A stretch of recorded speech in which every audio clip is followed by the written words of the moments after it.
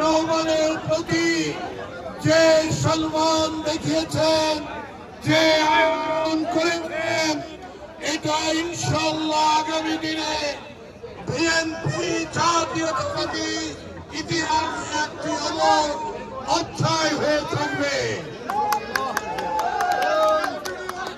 এবং আগামীতেও আমরা আশা করছি আমাদের সকল আন্দোলনে রাজপথে আপনারা আমাদের সহযাত্রী সৈনিক হিসেবে থাকবেন ইনশাআল্লাহ।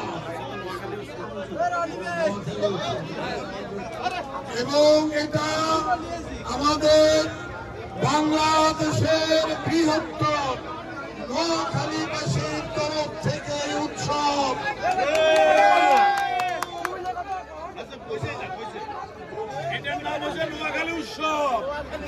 এবং ফুলতলবাসীদের পক্ষ থেকে নোয়াখালী উৎসব। আমাদের দেশনেত্রী নোয়াখালী